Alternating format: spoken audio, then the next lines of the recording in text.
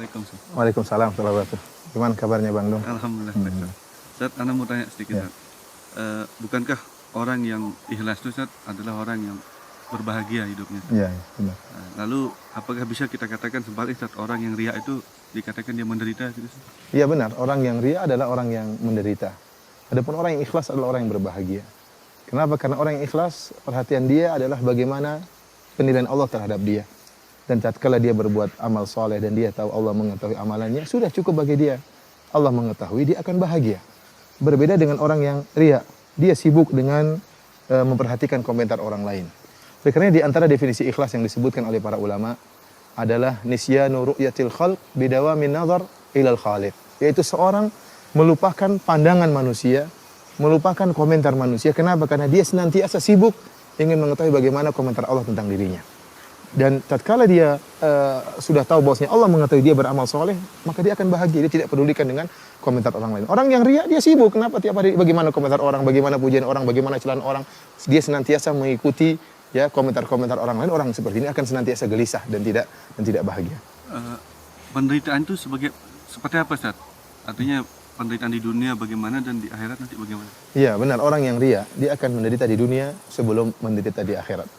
Adapun menderita di dunia, sebagaimana dijelaskan oleh sebagian ulama, orang yang ria akan menderita sebelum dia beramal soleh, kemudian dia menderita tatkala sedang beramal soleh, dan dia menderita pula tatkala sedang dan setelah selesai beramal soleh.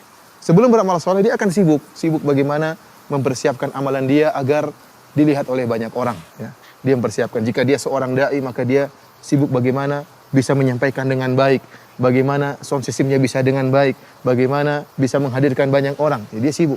Orang yang bersedekah pun demikian. Dia ingin atur bagaimana agar tatkala dia bersedekah diketahui oleh banyak orang. Sehingga sebelum dia beramal soleh sudah gelisah. Kemudian tatkala dia sedang beramal soleh pun dia gelisah. Dia lihat apakah orang-orang sedang hadir memperhatikan dia. Seorang dai yang ria, dia lihat apakah yang hadir banyak atau tidak. Kalau ternyata yang hadir cuma sedikit, maka dia gelisah. Kenapa? Pujiannya apa yang diharapkan dari sedikit orang ini. Tetapi tatkala yang hadir banyak, maka dia bahagia. Sehingga dia pun gelisah seperti ini. Orang yang sedang umroh kemudian ingin ria, maka dia sibuk tatkala sedang melaksanakan umroh, ingin difoto di sini, ingin foto di sana, ingin berpose di hadapan Ka'bah, ingin berpose tatkala sedang sa'i di Safa dan Marwah.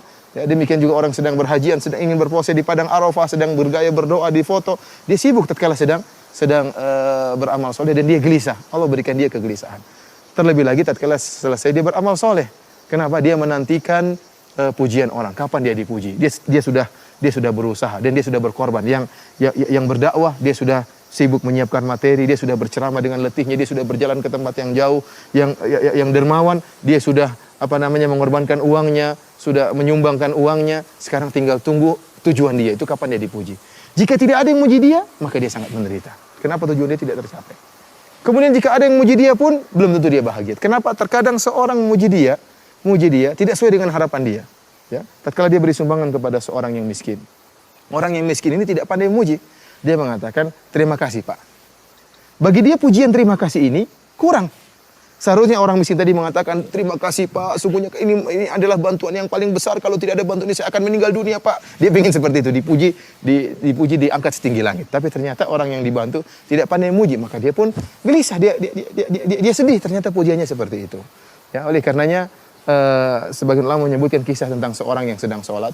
Ya, seorang sedang sholat, kemudian tatkala dia sedang sholat, ada dua orang di sampingnya sedang ngobrol-ngobrol. Kemudian yang satu mengatakan kepada yang lain, "Lihatlah orang yang sedang sholat itu, orang ini rajin sholat." Rupanya orang yang sedang sholat ini, dia juga sedang berpuasa dan dia mendengar pujian mereka. Tatkala dia tahu pujiannya masih kurang, ada dia sedang berpuasa, mereka tidak tahu, maka dia pun mengatakan, membatalkan sholat. Dia mengatakan, "Saya juga sedang berpuasa." Agar mereka tahu bahwasanya dia bukan cuma sedang sholat, tapi dia juga sedang berpuasa. Kenapa? Dia tidak puas dengan pujian yang tidak sesuai dengan dia harapkan. Oleh karenanya orang seperti ini gelisah. Kemudian tatkala dia dipuji pun sesuai dengan yang dia harapkan, dia akan gelisah lagi. Kenapa? Dia berharap pujian tersebut berkesinambungan. Dan kita tahu namanya orang tidak mungkin muji terus-menerus. Terkadang dia muji, terkadang dia kurang pujiannya, terkadang dia mencela, maka dia pun senantiasa dihinggapi dengan kegelisahan. Dan Bang Dung yang paling menderita, orang yang menderita, tatkala muncul seorang yang menyaingi dia. Namanya orang yang ria, dia ingin dinomorsatukan.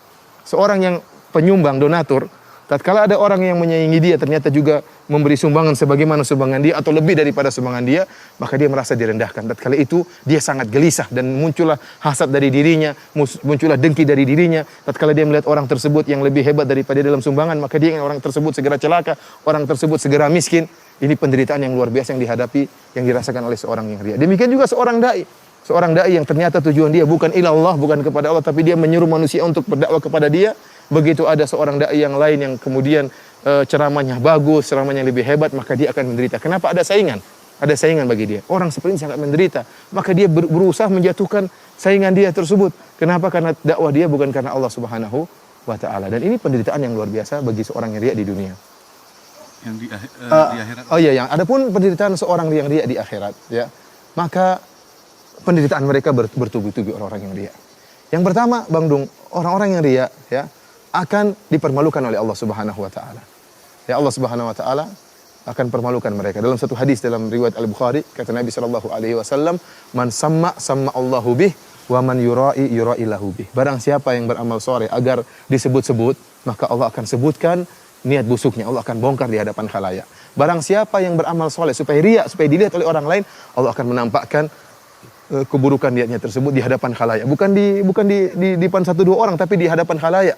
Bagaimana seorang tidak dipermalukan? Dia permalukan. Dia dahulu nampaknya seorang yang ikhlas, seorang yang dermawan ikhlas, seorang dai nampaknya ikhlas. Ternyata ada niat busuk dalam dirinya. Dia ingin dipuji, ingin diagungkan, ingin dinomorsatukan, dan itu akan dibongkar oleh Allah Subhanahu wa taala di hadapan murid-muridnya, di hadapan teman-temannya. Ini dipermalukan oleh Allah. Oleh karenanya di antara tafsiran hadis ini disebutkan oleh Hafidz Ibnu Hajar rahimahullah dalam Fathul Bari, bahwasanya Allah Subhanahu wa taala mempermalukan dia dengan menampakkan pahala-pahala amalan soleh dia. Jika dia seorang dai, jika dia seorang dermawan, jika dia seorang mujahid, Allah akan nampakkan pahala-pahala dia di hadapan dia. Begitu dia senang dengan pahala-pahala tersebut, tiba-tiba Allah Subhanahu wa taala menjadikan pahala tersebut seperti debu yang berterbangan. Ya, dia memperdaya manusia dengan menampakkan dirinya ikhlas, ternyata tidak ikhlas, maka Allah akan perdaya dia di akhirat kelak. Ini yang pertama, dipermalukan di hadapan khalayak. Yang kedua, Allah Subhanahu wa taala mempermalukan dia dari sisi yang lain. Allah menyuruh dia untuk mencari ganjaran dari orang-orang yang dia riya. Kata Nabi sallallahu alaihi wasallam dalam hadis riwayat Imam Ahmad, kata Nabi sallallahu alaihi wasallam, "Akhwafu ma akhafu alaikum asyirkul asghar." Yang paling aku khawatirkan menimpa kalian adalah syirik kecil. Para sahabat bertanya, "Wa ma syirkul asghar?" Apa itu syirik kecil wahai Rasulullah sallallahu alaihi wasallam? Kata Nabi sallallahu alaihi wasallam, "Ar-riya, syirkul asghar adalah riya." Kemudian beliau mengatakan, Rasulullah SAW mengatakan, "Yaqulullahu tabaraka wa ta'ala yaumal qiyamah hina jazan nas." Allah akan berkata, Yaqulullahu tabaraka wa ta'ala lihaula, Allah akan berkata kepada orang-orang yang riya pada hari kiamat tatkala Allah memberi balasan kepada manusia. Kata Allah Subhanahu wa taala, "Idhabu ilal ladzina kuntum turauna fid dunya." Kalian orang-orang yang riya, pergilah kalian mencari balasan kepada orang-orang yang dulu kalian harapan pujiannya. Fanzuru hal tajiduna indahum jazaan. Maka lihatlah apakah kalian akan mendapatkan balasan dari orang-orang tersebut. Dulu kalian beramal soleh karena ingin dipuji oleh kiai. Dulu kalian beramal soleh karena ingin dipuji oleh pejabat. Dulu kalian beramal soleh agar dipuji oleh guru. Apakah mereka akan bisa beri balasan? Sepeser pun tidak ada, sedikit pun tidak ada. Karena pada hari kiamat jaza balasan hanya dari Allah Subhanahu wa taala. Ini pun bentuk dipermalukan, ya. Allah mengatakan, kalian dulu mencari muka sama orang tersebut, cari muka sama orang tersebut. Bayangkan bagaimana kalau kita mencari muka kepada orang yang buruk, orang yang ternyata masuk dalam neraka jahanam. Kita dipermalukan, kata Allah, cari itu. Itu kalian dulu mencari muka kepada orang tersebut, tuh orang tersebut ternyata dalam neraka jahanam. Ini suatu perkara yang sangat memalukan bagi orang-orang yang riya. Kemudian penderitaan orang yang riya di akhirat pula, mereka adalah orang yang pertama kali diazab oleh Allah Subhanahu wa taala. Dalam satu hadis Nabi sallallahu alaihi wasallam menyebutkan, awwalu ma yuqda yaumal qiyamah. Orang yang pertama kali disidang oleh Allah Subhanahu wa taala adalah 3 orang. 3 orang yang melakukan amal-amal soleh yang sangat luar biasa. Yang pertama adalah rajulun ustusyhid, seorang yang mati syahid. Ya, maka Allah fa'utiya bihi, Allah datangkan orang yang mati syahid ini. Kemudian Allah fa'arrafahu ni'amahu fa'arafaha. Allah ingatkan nikmat-nikmat yang Allah berikan kepada orang ini, dan dia ingat nikmat-nikmat tersebut. Ya, Allah jadikan dia seorang pemberani, Allah jadikan dia seorang yang pandai menggunakan senjata. Ya, maka Allah bertanya, "Wa ma amilta fiha?" Apa yang kau lakukan dengan nikmat-nikmat tersebut? Kata dia, "Qataltu fika hatta stusyhid." Ya Allah, aku berperang ya karena engkau sampai aku meninggal dunia. Kata Allah Subhanahu wa taala, "Kadzabta, engkau dusta. Walakin qatalta liyuqal annaka jari." Tetapi kau berperang supaya dikatakan kau seorang pemberani, wa qad qil, dan telah dikatakan. Lihatlah Bang Dung bagaimana seorang yang riya, dia rela mengorbankan bahkan nyawanya. Ini saya sangat takjub dengan hadis ini. Ini orang dia berjihad. Buat apa? Supaya dipuji. Liyura makanahu, agar orang ketahui kehebatannya, orang mengetahui kepandaian dia memainkan senjata. Dia rela mengorbankan yang paling berharga dalam dirinya itu nyawanya. Demi untuk apa? Demi untuk dipuji. Kemudian dia dipujinya bukan sekarang setelah meninggal dunia baru dipuji. Apa yang dia dapatkan dari pujian tersebut sudah meninggal dunia. Namun bagi dia tidak jadi masalah dipuji tatkala masih hidup atau setelah meninggal dunia, yang penting dia dipuji. Oleh karena Syekhul Islam Ibnu Taimiyah rahimahullah menamakan penyakit seperti ini penyakit riya syahwatun khafiyah. Syahwat, orang ingin pujian itu syahwat. Sebagaimana orang yang lapar punya syahwat terhadap makanan. Seorang laki punya syahwat terhadap wanita yang cantik. Orang yang riya juga punya syahwat ingin dipuji. Maka dia mengorbankan segala sesuatu, yang penting dia memuaskan syahwatnya tadi. Yang penting dia dipuji. Seorang mujahid bahkan mengorbankan nyawanya. Ya. Orang yang dermawan mengorbankan hartanya. Yang penting apa? Dipuji. Maka orang yang mujahid tersebut, kata Allah, kadzabta, engkau dusta, tetapi engkau berperang supaya dikatakan engkau pemberani, wa qad qil, dan telah dikatakan. Keinginanmu untuk dipanggil sebagai pemberani dikabulkan oleh Allah Subhanahu wa taala di dunia. Ini juga dalil bahwasanya pujian orang, tunduknya orang kepada kita, sanjungan orang kepada kita bukan dalil bahwasanya kita selamat. Bisa jadi kita diazab oleh Allah Subhanahu wa taala. Ini yang pertama. Yang kedua, Bang Dung, adalah kata Nabi sallallahu alaihi wasallam, rajulun ta'allamal ilma wa 'allamahu wa qara'al Qur'an. Seorang yang belajar ilmu. Yang kedua adalah ustaz atau kiai yang dia belajar ilmu. Namun niatnya bukan karena Allah Subhanahu wa taala. Bayangkan seorang untuk menjadi ustaz, luar biasa pengorbanan. Dia harus belajar, harus bangun malam, kemudian harus menghafal Al-Quran, harus menghafal hadis-hadis Nabi SAW, harus menghabiskan waktu banyak untuk membaca buku-buku para ulama, kemudian dia kemas dalam suatu ceramah yang indah. Ternyata niatnya bukan karena Allah Subhanahu wa taala supaya ingin dipuji. Ya. Dia bukan menyeru kepada Allah, tapi menyeru kepada dirinya. Ya, buktinya kalau ada orang dai yang lebih bagus atau dai yang menjadi saingan dia, maka dia pun benci. Kenapa orang-orang mulai pergi ke dai yang lain? Seharusnya dia bahagia kalau ada dai yang lain. Karena tugas dia berkurang. Seharusnya dia berdakwah 1000 orang, ternyata 500 orang pergi ke dai yang lain. Namun karena dia niatnya bukan karena Allah, tapi karena dakwah kepada dirinya, maka dia akan menderita. Orang seperti ini, ya dia belajar ilmu. Ya, kemudian Allah ingatkan tentang nikmat-nikmat yang Allah berikan kepada dia. Mungkin suaranya yang indah dalam baca Al-Quran. Kemudian kecerdasannya, kekuatan hafalannya. Maka Allah bertanya, wa ma amilta fiha? Apa yang kau lakukan dengan nikmat yang aku berikan kepada engkau? Kata dia, ta'allamtul ilma wa qara'tu fikal Qur'an. Aku belajar ilmu ya Allah, dan aku baca Al-Quran karena engkau ya Allah. Kata Allah, kadzabta, engkau dusta, tetapi engkau mengajarkan Al-Quran liqal annaka qari, supaya dikatakan engkau adalah ahli baca Quran, wa qad qil, dan telah dikatakan. Tsumma umira bihi fasuhiba ala wajhi hatta ulqiya finnar. Maka Allah merintahkan para malaikat untuk menggeret orang ini di atas wajahnya, kemudian dilemparkan dalam neraka jahanam. Ini yang kedua. Yang ketiga, Bang Dung, yang disiksa pertama kali pada hari kiamat adalah seorang yang dermawan. Kita tahu dermawan adalah ibadah yang sangat mulia, membantu orang lain.